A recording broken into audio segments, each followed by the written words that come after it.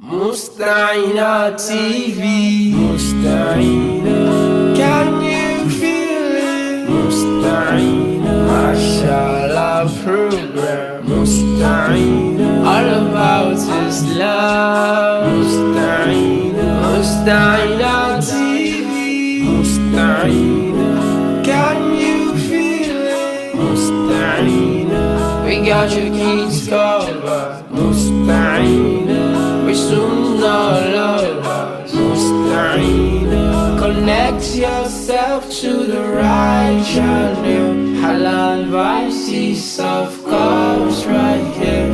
Don't touch that dial here, don't you? Mustaeina is here for you. Islam channel, Mustaeina. Ramadan is one of my favorite times of the year. It's a time we fast and pray for our family and friends. Every year, we think about sharing food with others, especially with the less fortunate. This year, we can make our thoughts happen with Lipton. Ramadan Kareem. Ushered to the way lọ ìyá mi tẹ̀lé àwọn tó mọ̀nà wàá ti máa gbọ́ Mustaeina TV ló ń wò Mustaeina TV làwa ń tẹ̀lé àwọn eléyìí wọn ṣe ó ti yẹ wọn ṣe báyìí Qur'an àti Sunnah ló ń tẹ̀lé o èmi ò sí níbẹ̀ ó ti yẹ Mustaeina nìkan máa wò. For all of you watching me out there, currently you're watching Mustaeina TV.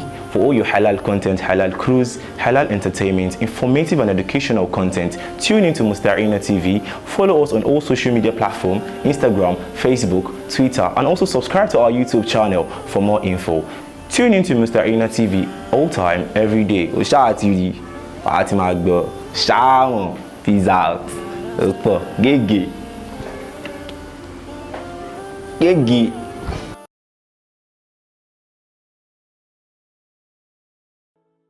Mustaeina. أعوذ بالله من الشيطان الرجيم بسم الله الرحمن الرحيم والبلد الطيب يخرج نباته بإذن ربه والذي خبث لا يخرج إلا نكدا كذلك نصرف الآيات لقوم يشكرون لقد أرسلنا نوحا إلى قومه فقال يا قوم اعبدوا الله ما لكم من إله غيره إني أخاف عليكم عذاب يوم عظيم قال الملأ من قومه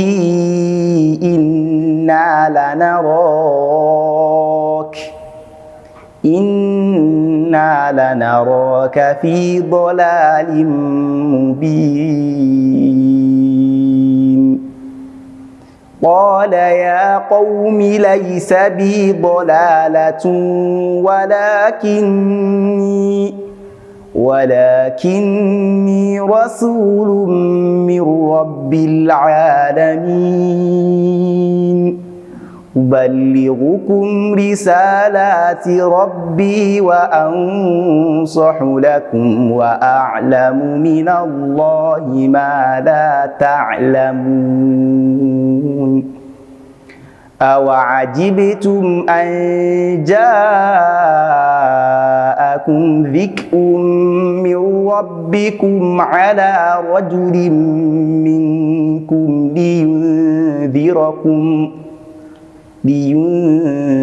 لينذركم ولتتقوا ولعلكم ترحمون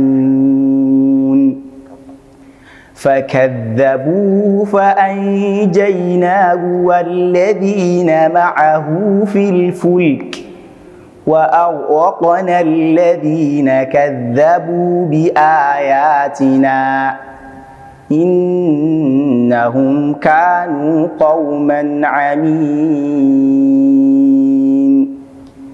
وإلى عاد أخاهم هودا قال يا قوم اعبدوا الله ما لكم من إله غيره أفلا تتقون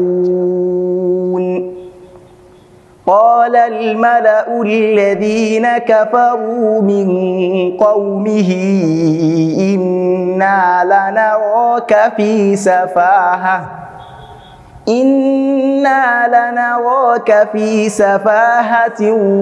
وإنا لنظنك من الكاذبين قال يا قوم ليس بي سفاهة ولكني رسول من رب العالمين أبلغكم رسالات ربي وأنا لكم ناصح أمين صدق الله العظيم. This program is proudly sponsored by Lipton, a brand of Unilever Nigeria PLC, and supported by Lotus Capital Limited and Invigorate Visuals. Kindly stay tuned. Wassalamu alaikum.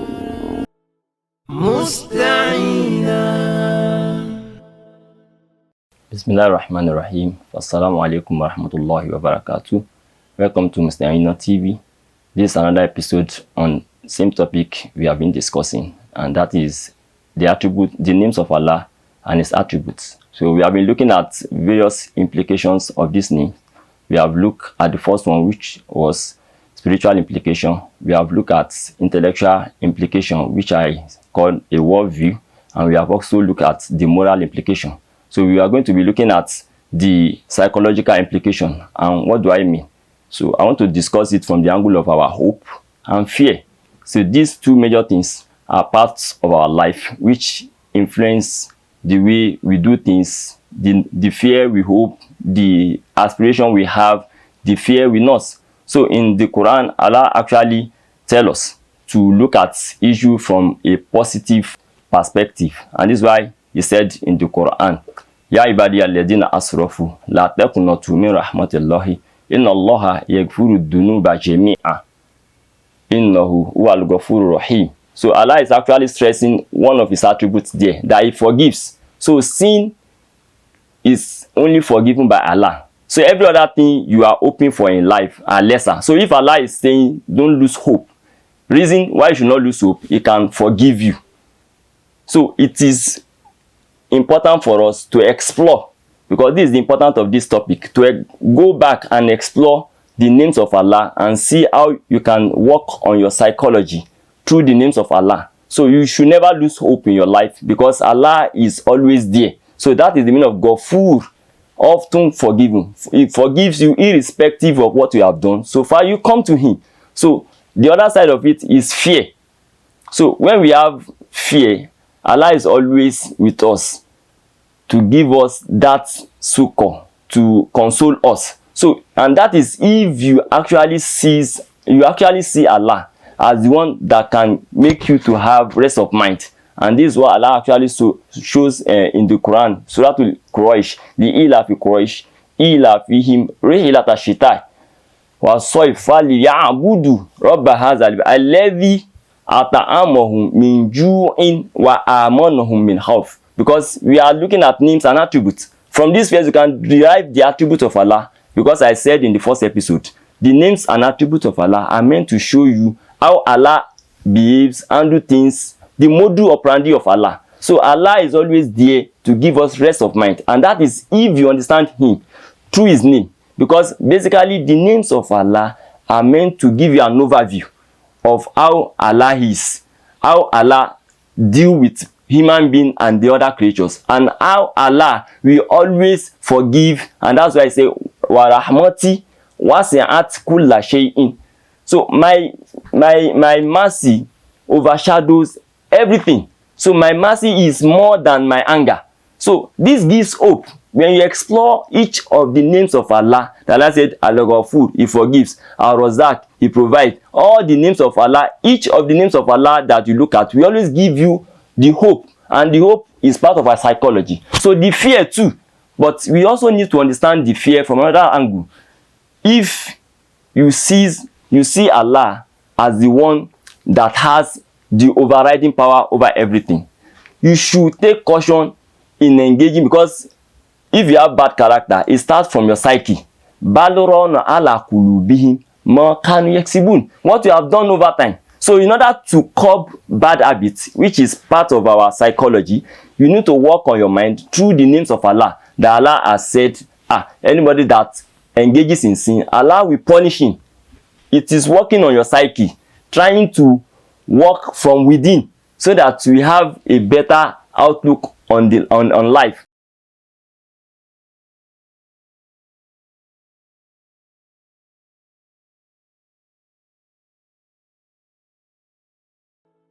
Mustaeina. Assalamu alaikum wa rahmatullahi wa barakatuh. This is Mustaeina TV. Don't touch the dial.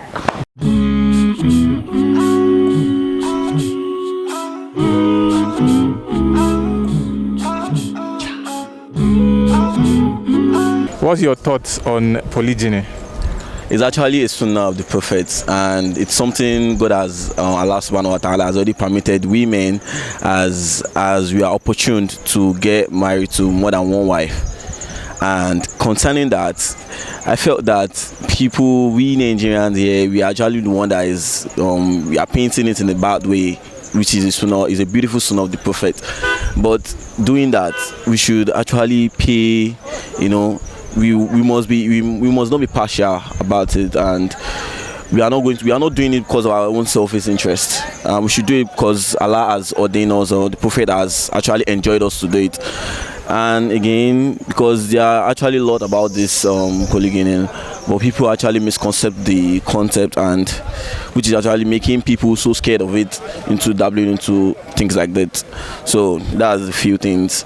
Well, plenty of people have different opinions on it, but I personally I would love to marry just a wife. Why? I mean, Allah has, permitted you as a man to marry more than one, two, three, four. So why would you want to stick to? I don't like wala. I don't like trouble. But the fact still remains that Allah Himself has given us the order, the permission to go out and marry more than one wife, and He said if we can actually do justice between them. So I actually feel Allah is the one that can be the just among everyone. So let me just stick to one wife. So one wife is better. Polygyny. Hey, even though many people don't like polygamy these days, I know I particularly, it's not like I don't like or eat it, but according to statistics and from what I've read on my own personal belief, there are some places or some people in this world that if they don't get involved in polygamy, they'll be able to get married. There are some ladies that are single. With the rate that we have a higher number of ladies, the female gender compared to the male gender these days, so some men will need to do polygamy. So some people they don't like it, they go against it. But there are some people that have known that the only way for us to keep some ladies out of marriage is we have to do polygamy. Imagine countries like Eritrea, that they have enforced every man that is old enough and financially buoyant enough to handle a marriage.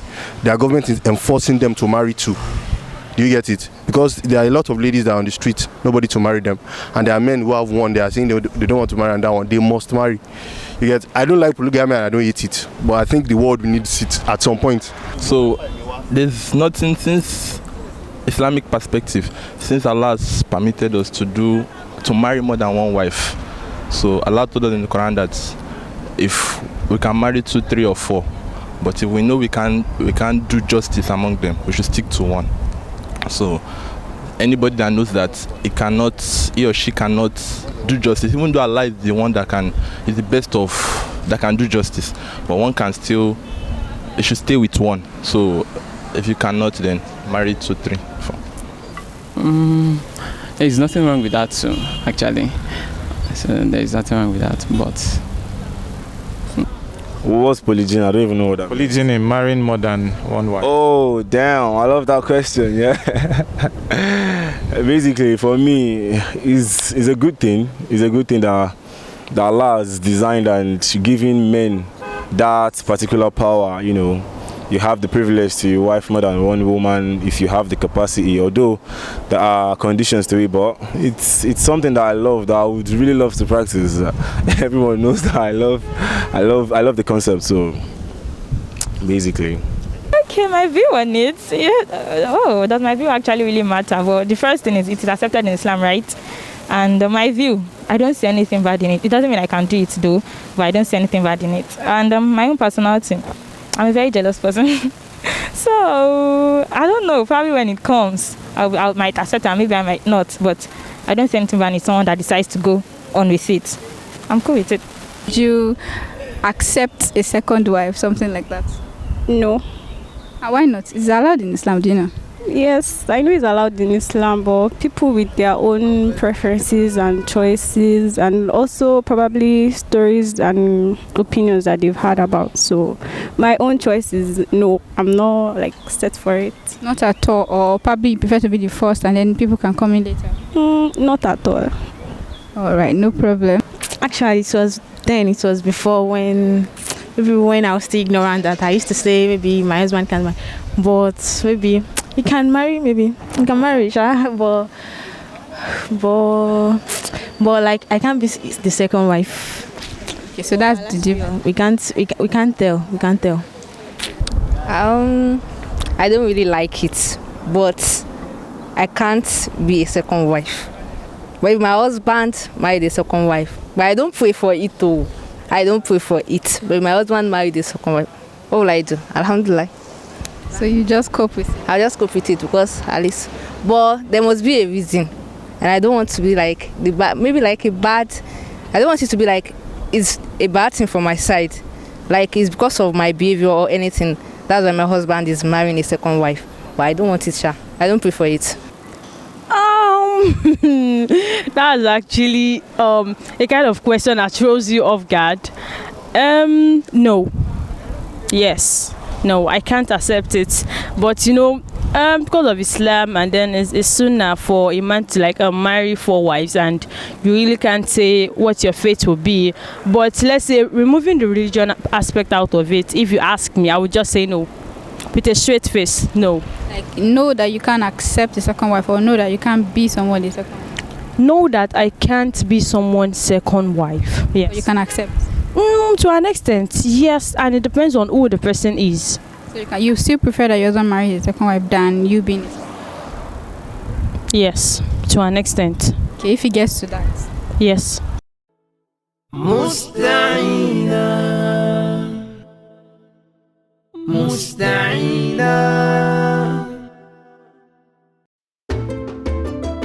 Ramadan is one of my favorite times of the year. It's a time we fast and pray for our family and friends. Every year, we think about sharing food with others, especially with the less fortunate. This year, we can make our thoughts happen with Lipton. Ramadan Kareem. Bismillahir Rahmanir Rahim. Alhamdulillah wa salatu wa salam ala Rasulillah wa ala alihi wa sahbihi ajma'in wa ba'd. Assalamu alaikum wa rahmatullahi wa barakatuh. You're welcome once again to Mustaeina TV, where we are discussing marital issues. Our focus here is كيف تختار شريكة الحياة وكيف تختارين شريك الحياة. How to make choice of partner. Making the choice of partner. Choosing the right partner, simply put. My dear brothers and sisters in Islam out there, we are having a discussion on how to make our future home a better one. And we know, of course, that الزواج marriage ليس قضية شخصية. Marriage is not a personal issue at all. But Islam sees it beyond being personal. So the choice of husband or the choice of wife goes a very long way in determining your happiness, your stability, and perhaps in most cases, how you end your life. Therefore, we must make the right choice. And I told you in earlier episodes that حسن اختيار بداية الاستقرار. The right choice, making the right choice, sets the pace for stability in your life. You know, and the Prophet ﷺ was told that in some of the ahadith that إذا تزوج العبد فقد استكمل نصف الدين. When you get married, you have perfected half of your religion. فليتق الله في النصف الباقي. Let him fear Allah and the remaining half of it, so that we can be amongst those who have succeeded through marriage. Then we need to learn all these things we're learning. I go ahead from here to continue my discussion, and we were talking about ma'ayir al-ikhtiyar, the standards of choice, making the right choice. What are the yardsticks to measure if you're on the right track? And I told you there are two standards. Mi'yarud Deen, where you look at the religion specifically and focus on it. That Deen, Deenuhu wa khulqu. You look at somebody who's religiously inclined, then you study his religion in consonance with his character. This is the first aspect. The Prophet ﷺ, in one of the hadith, told us, إِذَا آتَاكُمْ مَنْ تَرْضَوْنَ دِينَهُ وَخُلْقَهُ.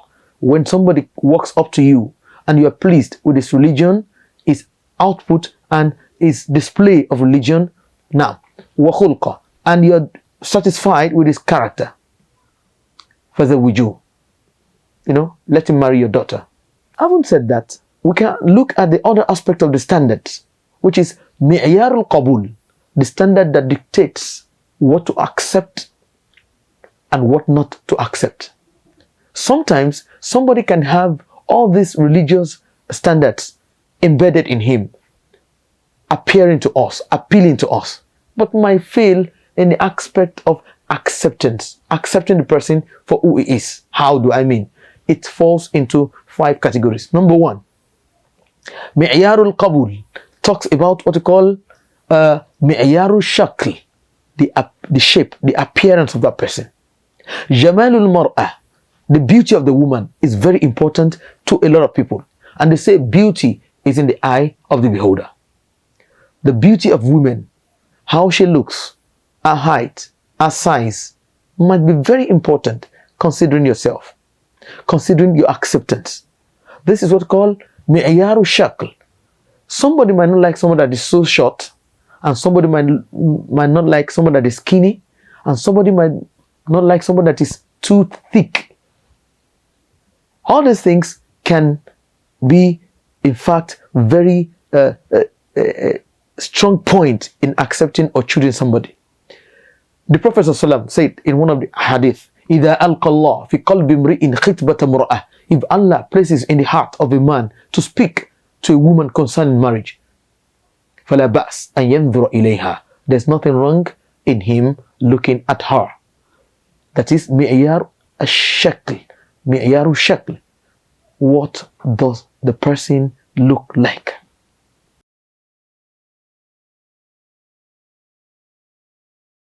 Mustaeina TV, Mustaeina, can you feel it? Mustaeina, mashallah program, Mustaeina, all about Islam, Mustaeina, Mustaeina TV, Mustaeina, can you feel it? Mustaeina, we got your kids covered, Mustaeina.